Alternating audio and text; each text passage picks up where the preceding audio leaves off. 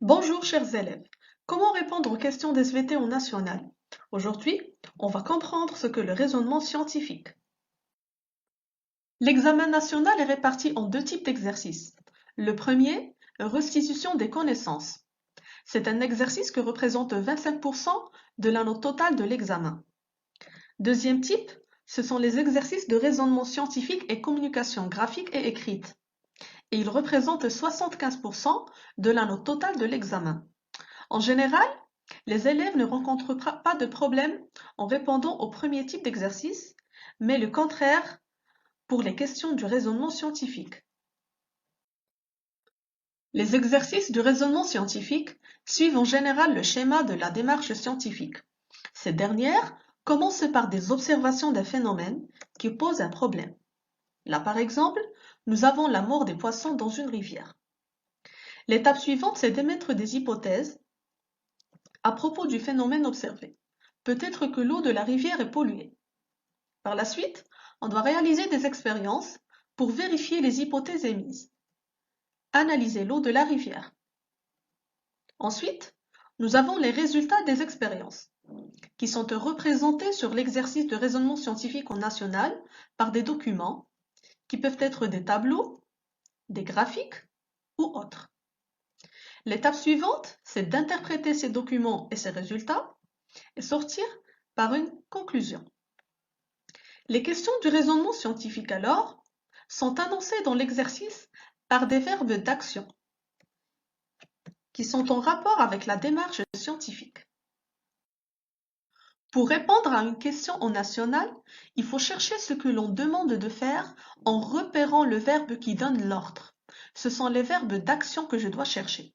Exemple, comparer, indiquer, décrire, analyser, déduire, interpréter, justifier, et la liste est longue. L'exercice de raisonnement scientifique commence normalement par une longue énoncée avec beaucoup de données. À l'aide d'un stylo fluorescent, je dois repérer la problématique. Là, par exemple, on doit expliquer la différence de la taille des colonies chez deux souches de levure et leur relation avec la voie métabolique adoptée. On peut également surligner les données intéressantes.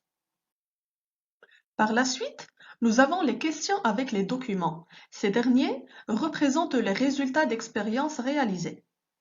Du côté des questions, je dois repérer le verbe d'action. Il est toujours écrit en gras et il désigne ce que je dois faire exactement. Comparer, en gras, proposer, déduisez. Attention, les dernières questions d'un exercice commencent souvent par « en exploitant les documents ». Ce terme est écrit en gras, donc c'est un verbe d'action aussi qu'il faut prendre en considération. Là, par exemple, en exploitant, ça veut dire que je dois, avant de déduire, exploiter les documents. La deuxième chose à laquelle je dois faire attention en rédigeant ma réponse, c'est le barème de l'exercice. En lisant la question, je dois toujours jeter un coup d'œil sur le barème à côté. Là, par exemple, la comparaison est sur 0,5. La proposition d'hypothèse est aussi sur 0,5. Alors, pour 0,5, mes réponses doivent être brèves et claires. À la fin de l'exercice, nous avons le plus souvent des questions complexes.